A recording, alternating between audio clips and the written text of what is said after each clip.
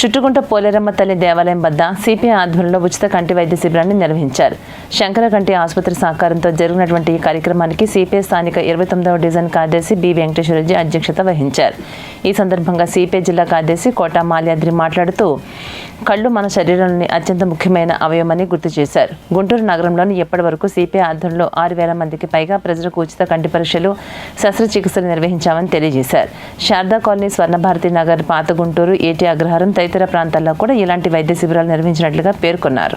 చుట్టుకుంట area ఆధ్వర్యంలో శంకర్ కంటి ఆసుపత్రి అట్లాగే అంధత్వ నివారణ సంస్థల వారి సహకారంతో ఈరోజు ఇక్కడ పోలేరమ్మ గుడి దగ్గర ఈ మెడికల్ క్యాంప్ నిర్వహిస్తూ ఉన్నాం.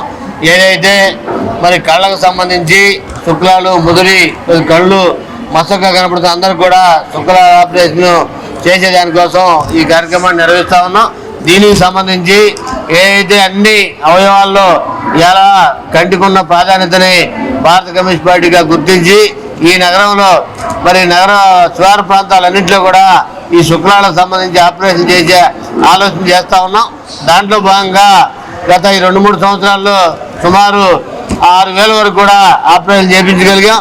ఈ సంవత్సరంలో కూడా గత నెలలో శారదా కాలనీకి సంబంధించి, ఈ నెలలో మరి రుట్టుకుంటకు సంబంధించి కూడా ఈ క్యాంపులు నిర్వహిస్తూ ఉన్నాం. వాస్తవంగా శుక్లాల ఆపరేషన్ ఇవాళ 20 నుంచి 30,000, 40,000 కూడా ఖర్చు అవుతూ ఉంది.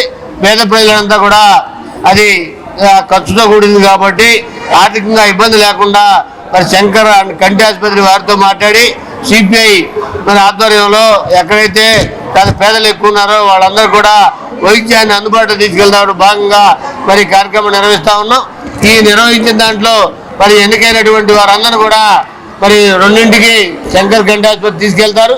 అక్కడ కూడా మరి ఏం ఖర్చు లేకుండా ఆపరేషన్ చేసి వాళ్ళందరూ కూడా మరి ఆపరేషన్ తెల్లారి రేపు వాళ్ళందరినీ మళ్ళా ఇక్కడ తీసుకొచ్చి దింపి మరి కార్యక్రమం ఇది నిర్వహిస్తూ ఉన్నాం.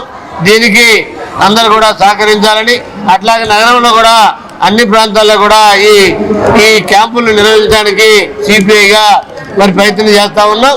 ఇప్పటికే దాదాపు ఒక 60-70 క్యాంపులు కూడా నిర్వహించడం జరిగింది. రాబోయే కాలంలో కూడా ఈ క్యాంపులు నిర్వహించడానికి కూడా సిపిఐగా నిర్ణయం చేసుకొని ముందుకు